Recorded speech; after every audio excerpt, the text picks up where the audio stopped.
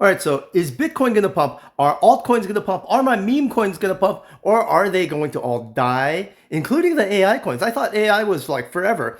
And now it's like AI XBT and AI 16Z. They're all down like 90%, really? Graphane is down 90%? Wait, even Goatsius Maximus is down 90%? Yeah, they all are. Are they going to pump? Are we going to have an alt season? I'm going to answer that for you in this episode. But to do that, you have to understand the big picture. And to do that, I'm going to have to explain to you how the Federal Reserve works. To do that, we actually have to explain how the RR Pontiad and the works. Yeah, I'm not kidding you. These are actually the tickers for the things that you have to track in order to know whether your stupid, shitty AI meme coins are going to go up or not. You have to be able to understand the RR Pontiad ticker, and you have to be able to understand the ticker. I think they intentionally make these things super, super hard to remember. I don't even remember how to spell RR Pontiad, and then is even harder, even though it's shorter. It's these things: RRPONTSY something D, and then the other one's Walkalil, whatever that is. And it has nothing to do, the WALCL has nothing to do with the actual name of the actual chart. The actual name of the actual chart is balance sheet, total assets, total whatever this long thing is. And then the R Pontiad is overnight reverse repo agreement from the Fed.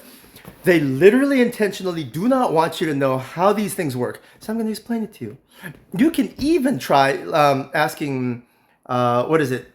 What's the AI for X.com? I get it confused with Graphane. And you can ask ChatGPT. You can even ask a deep, what is that called? Deep Dick?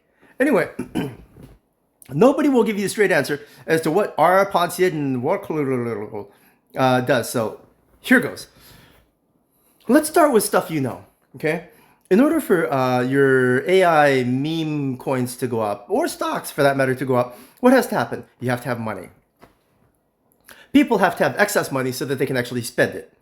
Where do people get excess money so that they can actually spend it? They get it from their credit cards and their banks. They have to be able to borrow it. In order for them to be able to borrow it, what has to happen to the interest rates?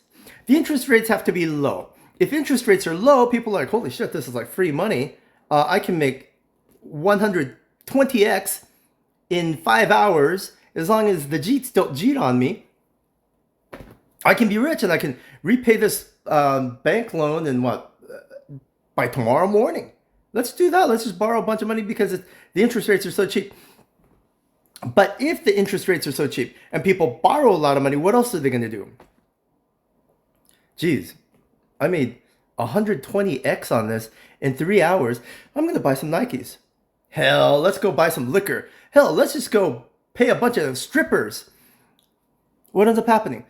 The liquor stores, instead of charging $10 a martini, they'll end up charging $15 a martini.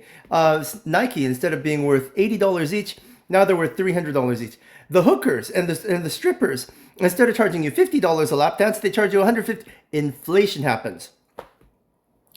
So if interest rates are low, stock market can go up, but as stocks go up, everything goes up, and the average Joe finds it hard to be able to afford lunch. Okay?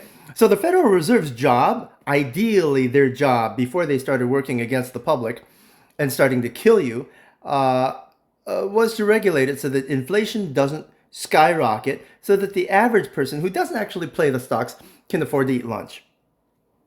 Okay, so their job is to make sure that the interest rates aren't so low that stocks keep going up super high, or so high that stocks dump because you have to pay back your interest rates. And the only way you can do that is by selling your stocks, or what little, even after an 80-90% loss on your meme coin, you have money left. So it's a fight between inflation versus being able to eat lunch versus having enough money to keep equities going up and property values and stock market values and speculative investment values going up. So there's a fight there. But let's look at the mechanism behind the fight, because that mechanism is broken right now. if you look at the way it's broken, it'll tell you what's going to happen to stocks. It'll tell you what's going to happen to Bitcoin and Ethereum. So to do that, we have to understand what the Ponzian and the are doing. But we'll get to that in a second because they're super, super deep down in this layer of mechanical cosmos. These dominoes that tip over until, hey, the last domino is Ethereum finally pumped. Yay! But the first domino is the Ponzi and the local. But to get to that, we have to go one domino at a time, okay? So let's go to the domino right before you borrow money. So you borrowed money. What ends up happening before you borrow money? Well, the banks actually have to have enough money for you to borrow, right? If the banks have a ton of money for you to borrow, like tons of cash for you to borrow, what ends up happening? They're like, shit, we're sitting on so much cash. Let's just loan it out to everybody. If we want to loan it out to everybody, what should we do? Let's lower the interest rates. So if they have a ton of money, they will lower interest rates to start getting you guys to sign 5-year agreements, 10-year agreements, take out mortgages and all that. Until all of a sudden you start doing it more and more and more and more, and you take bigger loans and bigger loans, and then what ends up happening is they start running out of money to loan you. So that's when they start raising interest rates on you. So you can't borrow as much. Okay, that makes sense, right? So how much money do the banks have right now is the question you should be asking. Because if the banks have a lot of money, then I can borrow it cheap and buy my AI16Z or Graphene or whatever. I can buy Hype back if they have a lot of money. But do banks have a lot of money right now? And if they don't have a lot of money, then isn't that what the Federal Reserve is for? Now we're getting to the domino before the domino before the domino before the domino. We're finally getting to the Federal Reserve. And we can measure what the Federal Reserve is doing to the banks, not with the banks, not for the banks, doing to the banks. What the Federal Reserve is deep seeking the banks with is this top chart, this very, very top chart, the Ponzian, and this second chart right here, this chart, which is the local. Okay.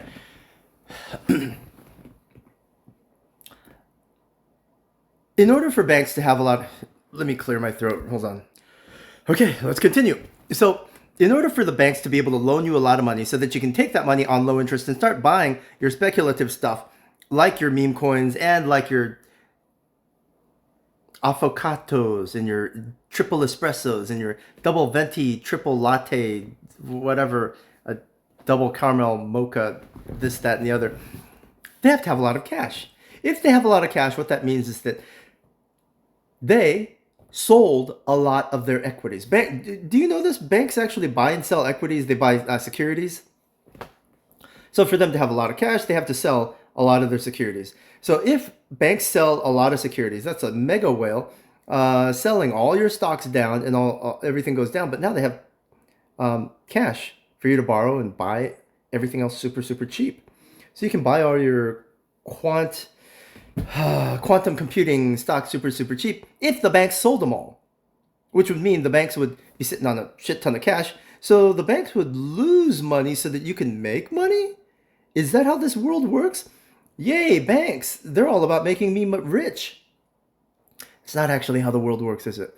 So now, in order for the banks to have a lot of money, they have to sell a bunch of their stocks. So they wouldn't have any equities left. They would just have a bunch of money for you to use to buy the cheap equities that are cheap now because the banks got all that cash by dumping all the equities when they were super expensive so that you get a chance to be rich. You see how that triangle works? If I was like home math, I could have this all drawn out. But anyway, there's a big triangle up here. But what about the Federal Reserve? If the banks have a lot of cash, I said that they would have to have already sold all of their stocks, right? So all of their equities and all their securities. But you know who the banks buy most of their stocks and securities and all that shit from? And you know where they get all their money from? The banks don't actually do a shit ton of open market buying. They don't just go onto the federal NASDAQ and S&P 500 and go, oh, let's see what we should buy today. What they do is they negotiate with the Fed. So in order for banks to have lots of stocks, they would actually have to buy it from the Federal Reserve, which is weird, isn't it? Well, they do their speculative investing, but they get most of their best deals from the Fed. So if they wanted to buy a bunch of securities off the market, they would get a better deal buying those securities from the Fed. So if the banks got a bunch of securities from the Fed sold them bonds, the Fed sold them equities, the Fed sold them national debts, debts in Korea, debts in Taiwan. These are actual country debts that the Fed actually holds. It says now Bank of America, now Mutual of Omaha, whatever, Washington Mutual has the right to all this debt from Taiwan and Korea and Japan. Now but now they don't have any cash. So the Federal Reserve is the party that gives them all these equities and securities and notes. If the Federal Reserve sold a bunch of these securities to banks, your regional B of A's, your Citibank, and even J.P. Morgan, even was it Jamie Dimon? He's the guy that runs J.P. Morgan or something. Um, then they would have no cash, right? So since banks deal with the Federal Reserve, and I don't have a chart of how much cash versus how much um, securities JP Morgan has on hand right now, I can do something even better. I can look up how much cash versus securities the Federal Reserve has. And that is this. The RR Pontiac at the very, very top here. And this, the here. If you know anything about charts, this goes back. Here, let me show you this part. This part here goes back 4 years. This is 4 years ago, guys. 4 years. This is January 20. This is 4 years ago, guys. This is when everything dumped, absolutely dumped. What you'll notice, which is really, really weird here, what you'll notice, let's see if I can move this somewhere, okay, is that just when we had the biggest dump here is when the Federal Reserve just bought, holy mother of golly jeepers, but they actually only bought this much in the big scale. Their assets, their literal assets grew this much, but their agreement to buy back stuff from the banks was tiny. So what does this mean? At this price, imagine buying this much stuff.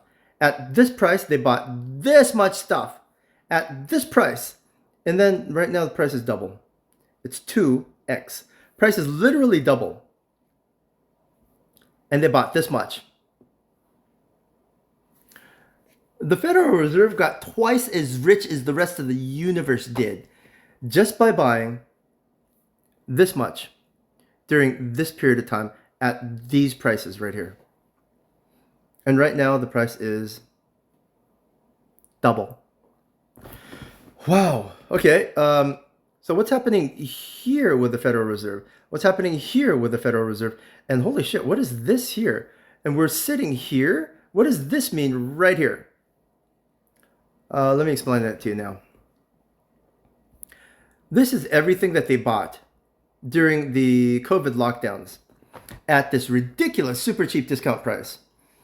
And what they've been doing this entire time from here to here, while price has been going from here to here, is selling. This is literally how much money or how much value in equities. This is how many notes they have, how many promissory certificates they have from national debts like Taiwan and Korea and Japan. This is how much gold they have. This is how not gold. This is how much equities they have. And what do you call? It's so weird. I'm blanking out words now. The thing where corporate bonds. These are how many bonds they have. They've been dumping everything as we went higher. As price goes higher, they dumped more and more and more and more. What does that tell you? If the Federal Reserve has dumped everything they have up to the point of where 4 years ago, during the COVID crisis, they started buying. They sold more now than they bought during the COVID crisis. You can tell because this is the lisp, or this is the cusp right there. If they did that, what's the only thing left for them to do? Well, they don't have any stuff to sell banks. And if they can't sell anything to banks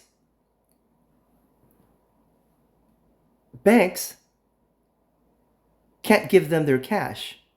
If banks can't give the Federal Reserve their cash, what are they going to do with this cash? They have to loan it out to everybody. If they loan it out to everybody, what happens? The prices of stocks go up. The prices of your Nike, your Air Jordans go up. The prices of lunch go up. Interest rates go up. Everything goes up. So the Federal Reserve cannot allow interest rates to keep going up super, super high, because if they did, all the Americans and all the people around the world would die, and the Federal Reserve would die because nobody would have any money to spend because everything was too expensive. So the Federal Reserve has to be able to recharge their inventory of stocks and equities and bonds to be able to take money away from these banks. Banks can't be trusted to have cash, because what they'll do is they'll just give it to the average people and make the average people rich. That's how they think.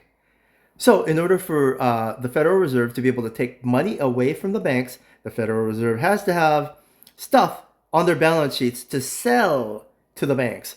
In order for them to have stuff on their balance sheets to sell to the banks, they actually have to buy stuff from the open market. But in order for them to buy stuff from the open market, what do they have to do?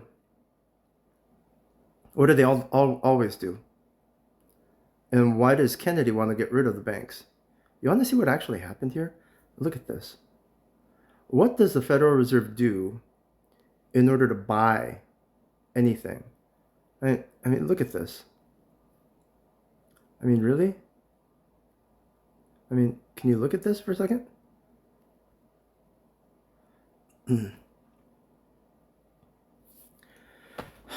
The Federal Reserve wants to buy stuff from the market now. What do? And why did Kennedy want to get rid of them? They cause a global black swan event to create huge discounts so that they can buy stuff again, so that they can use it to control banks and cash flow again. This was 4 years ago, and it's about to happen again. I wouldn't short quite yet, though. Right before a huge black swan event, crypto tends to pump and trap everybody. Hey, finally alt season. Finally, we're all going to make it. We're all going to get doof. America was hit by a dirty bomb, or the Middle East did this, or all of a sudden 17 different airplanes fell from the sky, or half of Washington, D.C. burnt to the ground because a bunch of Cubans decided to light fires or throw away lit matches. I mean, you believe that? That people go around and just throw away lit cigars and cigarettes, and it causes trillions of dollars worth of damage that burns everything except the blue houses?